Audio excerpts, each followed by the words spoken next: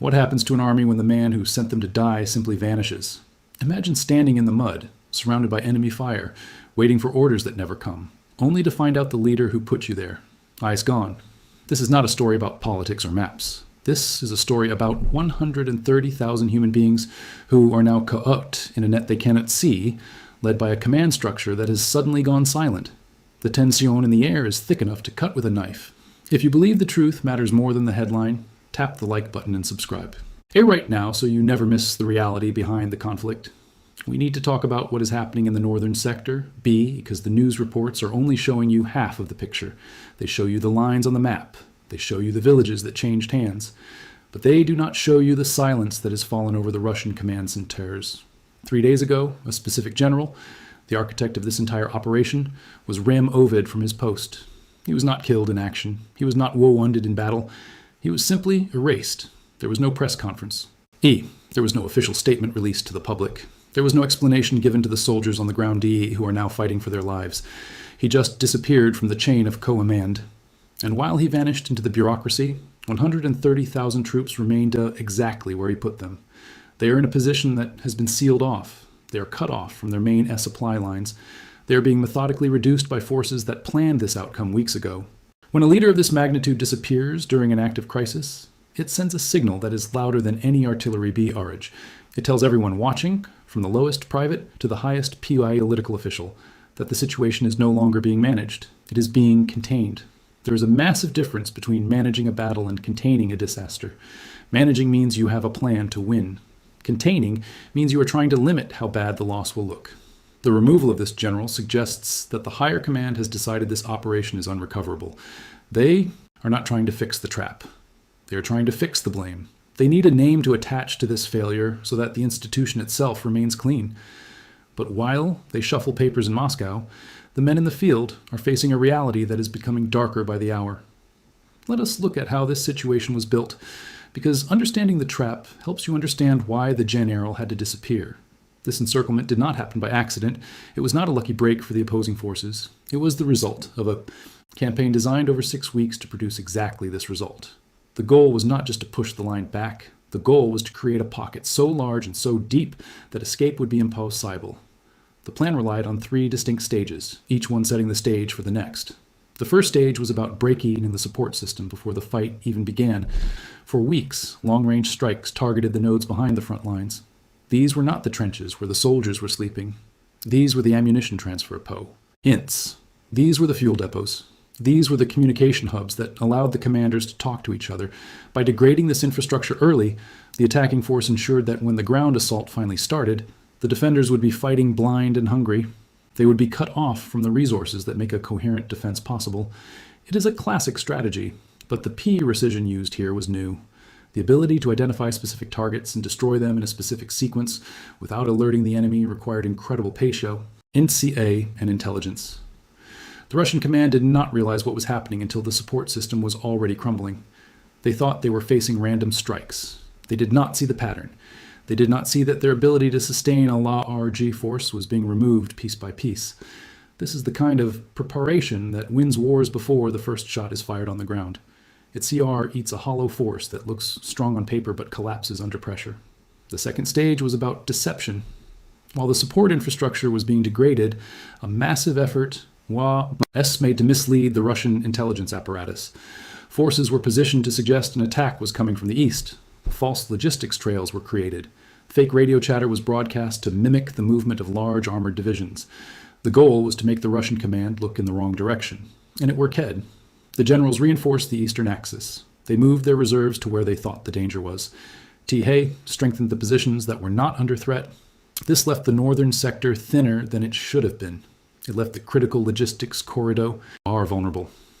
When the real assault began, it did not come from WH where the intelligence report said it would. It came from the north. It came against positions that had been weakened by the very decisions made to protect them. The Gene Errol in command reinforced the wrong spots because he was reading a map that had been drawn for him by the enemy. The third stage was the closure of the trap. 2 axes of advance moved simultaneously. One came from the northwest. One came from the northeast. They moved fast. They did not stop to fight every pocket of resistance. The higher goal was the corridor. They wanted to meet in the middle. They wanted to cut the line that connected the front line troops to the rear. It took them less than Fort Oise hours to converge. When they met, the door was shut. 130,000 soldiers were on the Ro-Nung side of the line. They were inside the pocket. The logistics corridor was severed. Now imagine being one of those soldiers. You are far from home. You are in hostile territory. Your radio crackles with static. Your supplies are running low. And then you hear the rumor.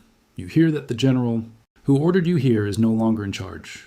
You do not know who is in charge now. You do not know if anyone is combing to get you. That uncertainty is a weapon all on its own. It corrodes morale faster than any bullet. This brings us to the heart of the mystery. Why did the general disappear? He was not an incompetent officer. By all accounts, he was one of the most capable commanders in the structure. He had led successful operations in other sectors earlier in the conflict. His tactical competence was acknowledged even by those who opposed him. This makes his removal even more significant. If he was a bad general, his removal would be a simple correction. But he was a good general given an impossible mission. He was asked to hold a line with resources that were insufficient against an adversary that was better prepared. When the outcome became inevitable, the institution needed a scapegoat. They needed a single name to bear the weight of the failure. By removing him, they create a narrative that says the problem was the man, not the plan. They avoid having to admit that the strategy itself was flawed. They avoid having to admit that the resources were not there. This is a common tactic in large military institutions.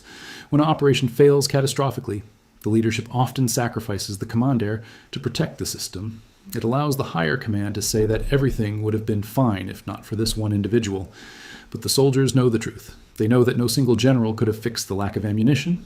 They know that no single general could have stopped the drones that were hunting. They're supply trucks. Now, they know that the trap was built over weeks, not day-wise. So when he disappears, it does not give them hope. It gives them confirmation. It confirms that the high command has written them off. It confirms that the priority is now political survival, not military rescue. The general knew this too. He understood that his presence had become politically costly. His removal was not about improving the situation for the troops. It was about managing the fallout for the leadership. The human cost of this decision is immense. Inside the encirclement, the mood has shifted. Soldiers talk to each other. Information moves through the ranks faster than any official broadcast. They know the command has changed. They know the communication patterns have shifted. They feel the disruption in the institutional continuity that usually tells them someone is low oaking out for them. Now, that feeling is gone. They are left wondering if the institution is still fighting for them or if it has already made peace with losing them. His is the most corrosive form of institutional failure. It is not just about lacking supplies. It is about lacking belief. When soldiers believe their leadership has abandoned them, the will to fight evaporates. They start conserving ammunition, not for the next battle, but for the end. They start looking for ways out that do not involve following orders. The bond between the unit and the command is broken. Current indicators suggest that no major relief operation is coming. The reserve forces that would be needed to eke through the defensive cordon are not moving into position. The logistics required to sustain a relief force are not being forward deployed. The command and control architecture needed to coordinate a complex rescue is not being established ahead. Instead, what we are seeing is defensive positioning. We are seeing preparations to manage the aftermath rather than prevent the outcome. This mirrors previous instances in this conflict where encirclements were deemed unrecoverable. In those cases, the command did not try to rescue the trapped units. They tried to manage the attrition. They tried to slow down the loss rather than stop it. The behavior of the logistics systems tells the real story. If the assessment was different, the trucks would be moving, the reserves would be mobilizing, but the silence from the rear tells the soldiers everything they need to know. The general who disappeared knew this assessment. The soldiers inside know it too. They read it in the empty supply crates and the quiet radios. Now, we must consider who has been put in charge. When a general vanishes, 3 days into a crisis of this magnitude, the replacement is not just a formality. It is the fact, or that determines how the next phase unfolds. The officer who has been placed in command of this sector does not have the same background. His previous experience lies in logistics, management, and administrative functions. He has not commanded large combat formations in active encirclement situations. This is not a judgment on his personal ability. It is an observation about he fit between the leader and the crisis. Managing 130,000 trapped soldiers requires a specific kind of experience. It requires the ability to make hard choices under extreme pressure. It requires the ability to coordinate internal defenses while communicating accurately with the outside. It requires the ability to decide whether to hold for relief or attempt a breakout. The officer now holding that command does not have a track record of making those specific calls. He is learning the scope of the de-ice-aster while he is trying to manage it. The 130,000 soldiers he is now responsible for will feel the consequences of this learning curve. There is no time for on-the-job training when you are surrounded. Decision S must be made in minutes, not days. A lack of specific experience leads to hesitation. Hesitation leads to missed opportunities. In an encirclement, a SSA opportunity can mean the difference between a managed breakout and total destruction. The disappearance of the PR EVS general was an institutional failure, but the replacement choice turns that failure into an operational consequence. It degrades the quality of decision by king available to the trapped force at the moment when aching matters most. It signals that the institution is not priority, the survival of the pocket. It is prioritizing the administrative continuity of the command structure. If you are following this situation closely, you know how rare it is to see command structures shift this visibly during active combat. Drop a comment below with your thoughts on command responsibility and whether you think a change in lead is. Our ship can never fix a broken strategy. Your perspective helps us understand the human side of these military decisions. Let us zoom out and look at the strategic significance of this event. 130,000 trapped D soldiers is not just a tactical problem, it is a strategic earthquake. AN army that has this MA-NY soldiers caught in a pocket is an army that has lost a significant fraction of its operational capacity. These soldiers are not advancing G. They're not reinforcing other sectors. They are not available as reserves for the other crises developing across the front. They are consuming attention. They are consuming resources. They are consuming decision-making capacity that the command cannot afford to divert. Every hour spent managing this encirclement is an hour not spent on other parts of the line. Every truck sent to try to supply the pocket is a truck not sent to where the attack might come next. The strategic multiplier of an encirclement is the way it removes a large formation from the balance sheet at precisely the moment when that formation is needed. D, elsewhere. This creates cascading vulnerabilities. If the northern sector is locked down, the adjacent sectors become weaker. The enemy knows this. They will press where the reserves are not. They will exploit the gaps left by the trapped force. The northern encirclement is not a problem contained to one MAP grid. It is a problem that reverberates across every sector, where the command would have used these soldiers if they were free. The removal of the general, who produced this situation, sends a signal to every other comma. And dare in the army. It tells them what the institution believes about the trajectory of the conflict. It tells them to hat when things go wrong. The individual pays the price, not the plan. T, his creates a culture of risk aversion. Commanders will stop making bold moves. They will stop trying to seize opportunities. They will focus on protecting their own positions rather than winning the war. This message is not broadcast on television. It is transmitted through behavior.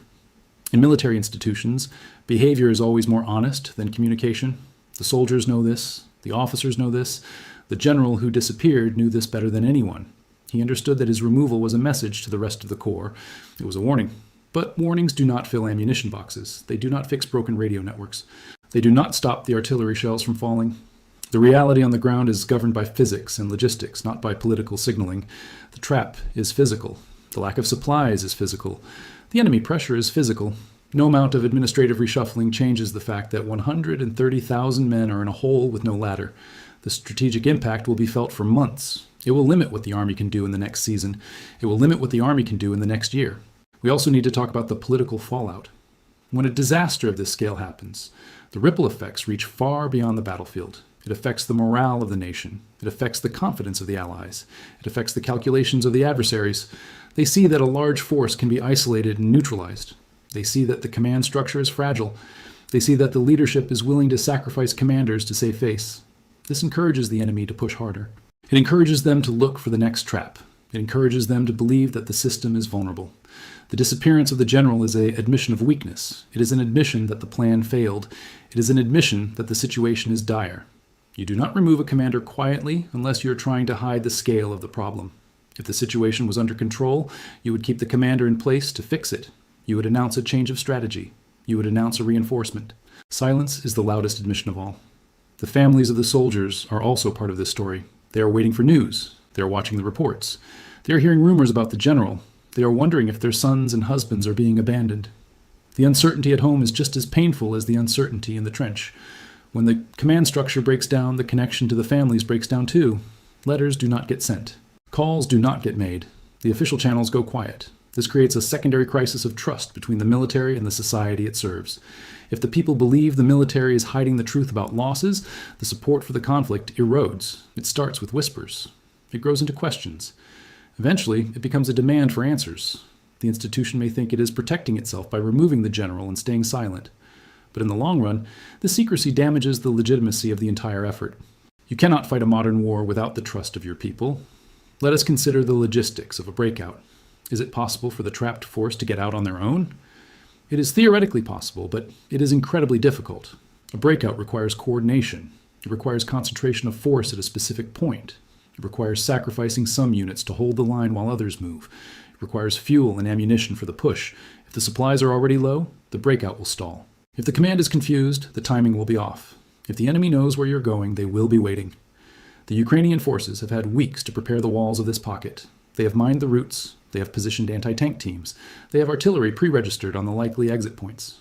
For the trapped force to break out, they would need to achieve surprise. But with a command disruption, surprise is unlikely. The enemy knows the general is gone. They know the replacement is inexperienced. They know the morale is low. They are waiting for the attempt. They want the trapped force to try to run so they can engage them in the open. This creates a terrible dilemma for the new commander. If he orders a breakout, he risks losing everyone in the open. If he orders them to hold, he risks them starving or running out of ammo in place. There is no good option. This is the definition of a lost cause. The only variable now is the cost. How many lives will be spent before the pocket collapses? How much equipment will be lost? How much political capital will be burned? The institution has decided that these are acceptable costs to pay for protecting the narrative. They have decided that the story of the war is more important than the soldiers in the story. This is a cold calculation. It is a calculation that history will judge harshly. But for now, it is the reality that governs the decisions being made in the command bunkers. Make sure you are subscribed so you don't miss the next update, because the situation on the ground is changing rapidly, and you need to know the facts as they unfold. We must also look at the historical context.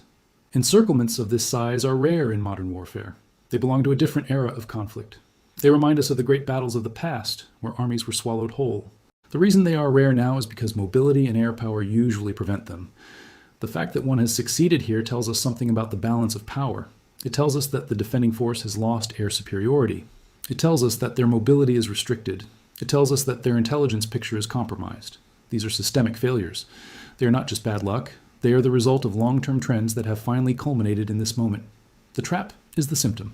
The disease is the degradation of the military machine over time. The disappearance of the general is the fever breaking. It is the sign that the body is failing. The international observers are watching this closely. They are analyzing the data. They are seeing the shift in command. They are seeing the lack of relief efforts. They are drawing conclusions about the endurance of the force. This affects the flow of aid. It affects the diplomatic negotiations. If one side looks like it is collapsing, the other side feels less pressure to compromise. The encirclement strengthens the hand of the attacker in any future talks. It gives them leverage. It gives them a bargaining chip. The 130,000 soldiers are not just combatants anymore. They are political assets. Their fate will be discussed in capitals far away from the front line. Their suffering will be used to justify further escalation or to demand concessions. This is the grim reality of modern war. The human element is often secondary to the strategic value.